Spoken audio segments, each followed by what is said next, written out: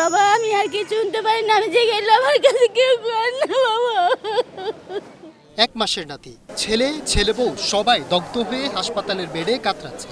সেই কষ্টে বুক ফেটে চৌচির দাদির, বিলাপ আর আহাজারি যেন সম্বল।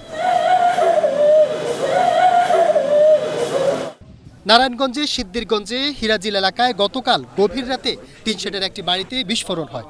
এতে হুঁশিয়ারি ব্যবসায়ী হাসান ও তার ভাইয়ের পরিবারের 9 সদস্য দগ্ধ হন। এর মধ্যে 3 শিশুও রয়েছে। হের শাশুড়ি, হের বউ, হের ছেলে, হের মেয়ে, হের যে শালিরা সবাই মানে এগুলা সব পুইরা, মানে শরীরে যেমন শরীরে এরকম এগুলাও সম্পূর্ণ পুইরা গেছে, শরীরে কাপড়ও নাই। ট্রাক যেমন আইল্যান্ডের উপর থেকে পরে এরকম একটা আওয়াজ হয়েছে, তখন চিকে আওয়াজ পাওয়া বেরোলো, দেখলো যে 9 জন আহত। প্রাথমিকভাবে ফায়ার সার্ভিস বলছে শর্ট সার্কিট থেকে আগুন লাগে, পরে ফ্রিজের কম্প্রেসারে বিস্ফোরিত হয়।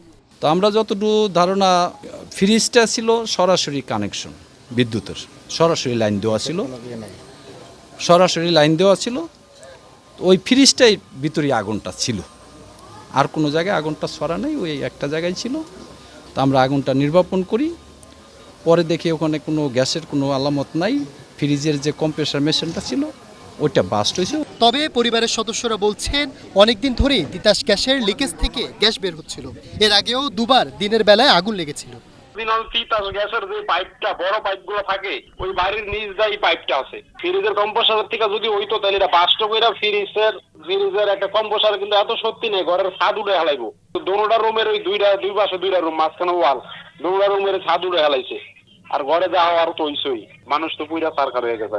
1 সপ্তাহ 2 সপ্তাহ পরে পরে বা বৃষ্টি নামলে এরকম গ্যাসের গন্ধ, এটা কিন্তু নিয়ন্ত্রণে আসা উচিত। কারণ আমরা জনগণ থাকি, এক এরিয়ায় যদি এরকম গ্যাস বাস্ট হয় তাহলে দেখা যায় মৃত্যু আমাদের নিশ্চিত। তাহলে এটা আপনাদের সুদৃষ্টির দেখা উচিত, এটা সরকার দেখুক, সিদ্দিরগঞ্জ এরিয়ায় গ্যাস নিয়ন্ত্রণে আনুক। দগ্ধ 9 জনের মধ্যে 8 জন জাতীয় বান ইনস্টিটিউটে ও 1 জন ঢাকা মেডিকেলে ভর্তি আছেন। এর মধ্যে 30 থেকে 48% পুড়েছে 6 জনের, 3 জনের পুড়েছে শ্বাসনালী। 8 জন এসছে মোট, ওদের মধ্যে বেশিরভাগেরই 30 ভাগের উপরে, শুধু একটা পেশেন্ট আছে 15 ভাগ পুড়ে গেছে শরীরে। সবচেয়ে ছোট যেই পেশেন্ট আমাদের এসছে হচ্ছে 1 মাস বয়সের, ওর শরীরের পুড়ে গেছে প্রায় আমাদের 30%।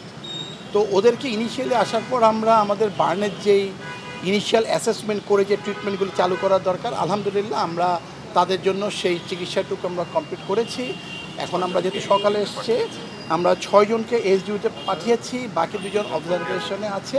2020 সালের 4 সেপ্টেম্বর নারায়ণগঞ্জের ফতুল্লায় তিতাসের লিকেজ থেকে মসজিদে বিস্ফোরণে 34 জনের মৃত্যু হয়, আহত হন অর্ধশতাধিক। শাহাদাত হোসাইন, স্টার নিউজ।